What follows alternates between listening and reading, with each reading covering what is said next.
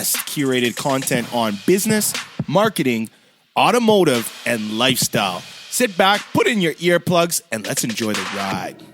Now, as always, I want to make sure you get the best in content that will help you monster your goals, both personally and professionally. I want to keep this conversation going, so please check me out on Twitter, Instagram, and Periscope at Ryan Holtz 1. And then go over to facebook.com/Ryan Holtz Marketing, and we can chat there too. I also want you to visit www.ryanholtz.ca, as this will be where I put my almighty beloved show notes. Ladies and gentlemen, boys and girls, I am proud to bring you the Ryan Holtz Show. Let the beat drop and enjoy.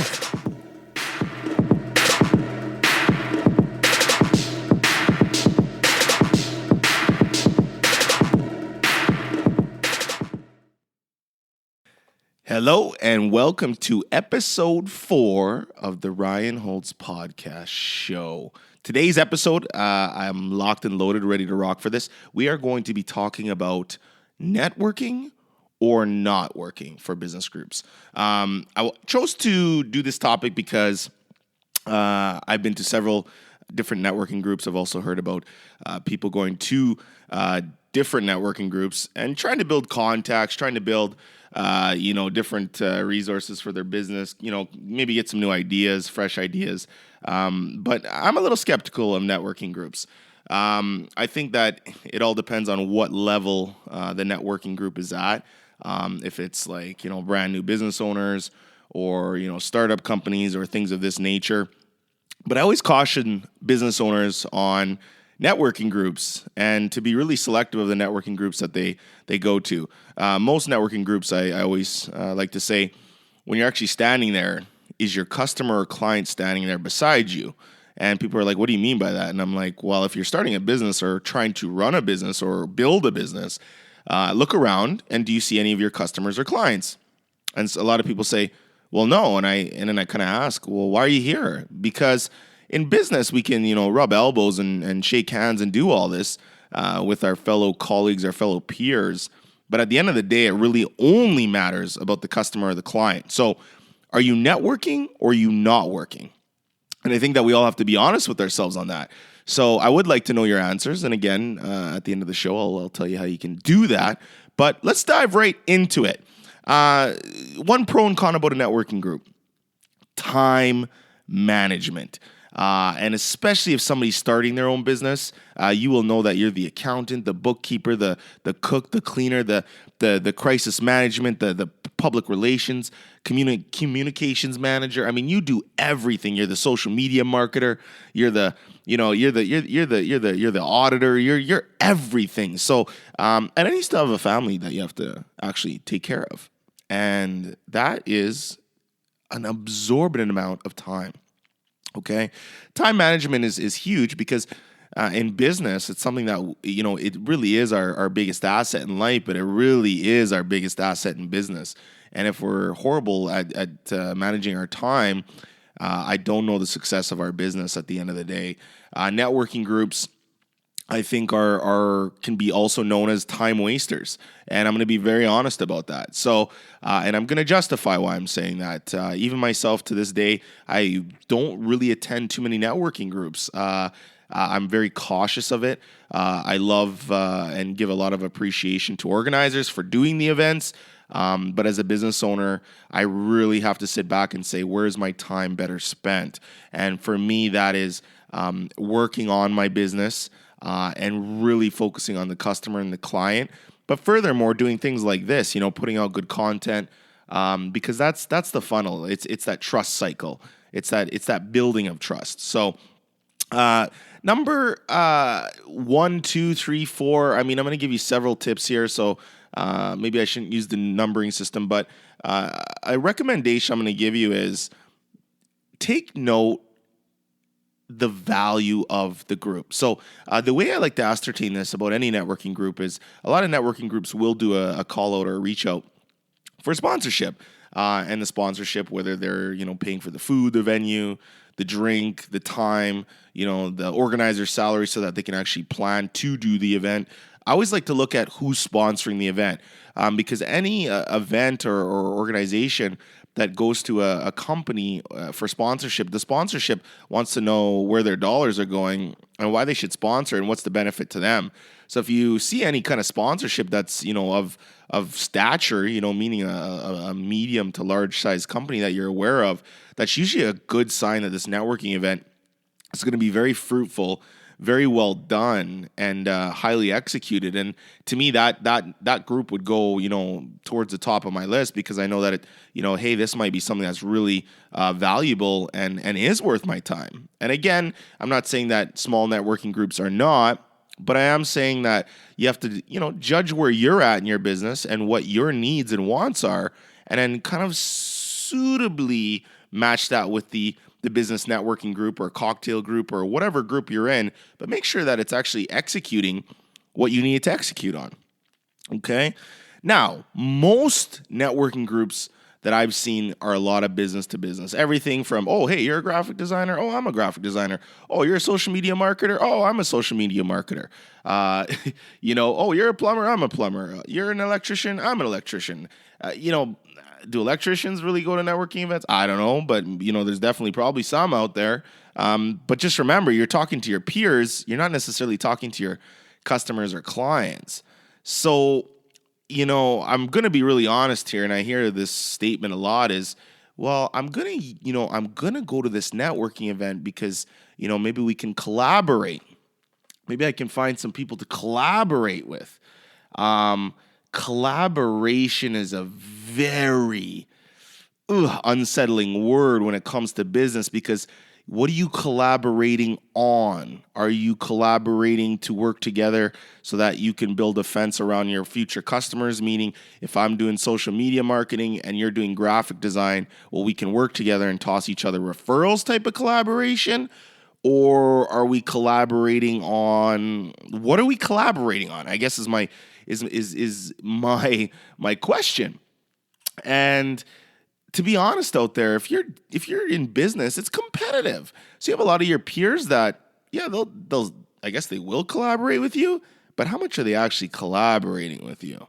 And I'm going to leave that statement, for you to really, decide, okay? I really got to say, with networking groups, it really is a heated subject for me, because I think that there's a lot of great networking events or groups out there, but I think there's a lot of bad ones, and the bad ones have been so bad that they really almost filter out the good ones that are happening there. I've also attended a couple, and literally I think I've attended maybe 5, in my whole career in business, and half of them were, it seemed to be people that didn't have a client, that weren't working. So they were there mixing and mingling with me, but they didn't really have a business yet because they had no client or customer. And for me, if I'm networking, I want to talk to people who are doing business, who are actively gaining clients. And yes, everybody has to start somewhere, but I go back to my own experience. When I started out, the first thing I started with was, I got to get business. I got to generate revenue. And that was my networking. My networking was, before I even do any of that stuff, I need to actually have some clients to say that I have a business and that I'm actually generating revenue from. So, I get invited to several networking events, At least I must get 2-3 messages a week of an invitation to something. And I always look at them, not all of them, because again, it comes back to time management, but there is some that, will pique my attention. But then, it always kind of, I always kind of roll around that one question in my head, and that's, what is the value of networking events? So this is part 1 of my, are you networking or are you not working? Now, we are talking about networking in the sense of maybe old school, offline networking. Somebody has a little mixer, somebody has a little gala, somebody has a little, wine and cheese night, somebody has a, hey, let's all get together and have some fun, or, offline events. But to me, it comes back to time management. Now, I always say create and introduce online, but establish and sell the relationship offline. And not in every industry is that true, but that is kind of the goal, at least for me. Because anybody I've ever, interacted with on social media, whether it's Twitter, Instagram, Facebook, YouTube, you name it. If you have interacted a little while, even, a few weeks or a few months, and then you actually meet that person offline, I feel that the relationship is so much better. And it's, by the time you meet the person, it's not awkward at all. You know so much about that person. You've kind of a little bit of a glimpse into their life. And it's really, really interesting. That being said, I've also had the interactions where you meet somebody offline and they're extremely different than their personality online. So somebody's really big and boisterous and huge personality online, and then you meet them offline and it's like cricket, cricket, cricket, cricket, and you're just like like you're just like, what is going on here? So you're trying to, is this the right person? Did I miss something? It can become a little weird. So we're going to talk about that in future episodes, transparency in the whole bit. But again, networking or not working, I think that we are always networking. And my point is, we're always networking. We're, whether we're talking to people online, whether we're, bumping elbows with somebody in the elevator, we're always literally networking. So to literally say, I'm going to isolate my time and myself and go into these customized events can be a really, really great thing as long as it's an event that is going to serve the purpose that you have. Now, the reality is that out of the networking events I've been to, I would venture to say that a quarter of those people aren't even in business, not even a quarter anymore. So I don't know what happened to them. I don't know where they went. I don't know what the circumstances were, but I just know that I've never seen or heard from them again. And, I don't see them on the social space at all. And it's almost like whatever their business was, maybe it didn't work out. And I mean, we know the failure and succession rate of businesses. And I mean, it's not an easy beast to tackle. But I don't know where they are now. And that to me is something that, again, I have to take note of. So this podcast is going to be one of my biggest networking events. I've done only 3 episodes. This is episode 4. And all I can tell you is from the first 3 episodes and the feedback I've gotten and the random strangers that have messaged me that I've listened to in iTunes or Google Play, wow, I should have been podcasting years ago. And I mean, I think I kind of know that, but this is, now set you into a whole nother realm. So this podcast is definitely one of my networking events for sure, because, again, it's just my mind to yours, a roundtable conversation, and it's just a discussion and it's fun. So networking or not working. I would love you to chime in. I would love you to send me an email to info@ryanholtz.ca or on Twitter, Instagram, Snapchat, Periscope @RyanHoltz1, or you can shoot me a message on LinkedIn, just search my name, or on Facebook.com/Ryan Holtz Marketing, or last but not least, RyanHoltz.ca. And send me a note. What's your opinion? Are you networking or are you not working? And is that the general status or what does that mean? Like, I just want your feedback on that, okay? Now, because I didn't get a chance to really go over some responses from the previous episode 3 where I talked about being great or acting great, some of the responses I got were absolutely phenomenal.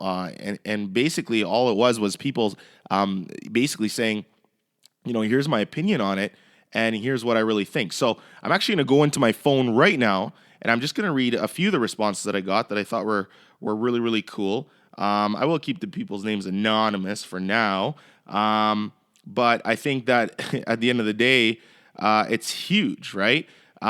So one person writes, my opinion on greatness, if you don't believe you're great, that will be perceived by others. So perception is reality. Another person writes in, I like it, And I think the thought of being great and acting great is interpreted differently for each individual. It is a good topic to keep one thinking and analyzing the difference. So people were really mixed about this. I had several other responses of people saying, well, greatness is not in everybody. Some people said that, which was weird. And maybe weird's not the right word for it, but I kind of believe that greatness is in everybody. But it really got people thinking and kind of motoring along. So, again, this is what the podcast is for. It's me talking to you. And you know what? I'm having a lot of fun doing this. I think that the number one thing that's a little odd about a podcast, though, is that you're talking to the microphone. And you're talking to people's ears. So maybe you're on the treadmill. Maybe you're running. Maybe you're in your car commuting to work. Maybe you're in the elevator. Maybe you're chilling at a coffee shop with your headphones in. But I know that you're listening, but I'm not instantly hearing you talk back. So it's kind of going out there, and then I kind of get the feedback after. So it's a really cool experience, but it can kind of make you feel a little weird at the same time. So what's your opinion of networking groups? Has networking groups changed your business, both good or bad? And are you networking or are you not working?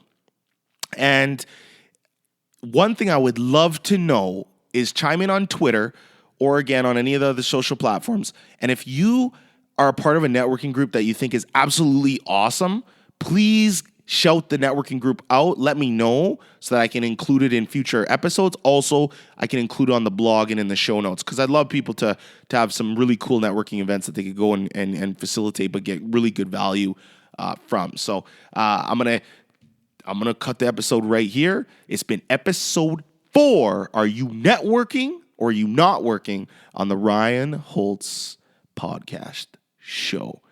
Thank you so much for listening. Over and out. Boom.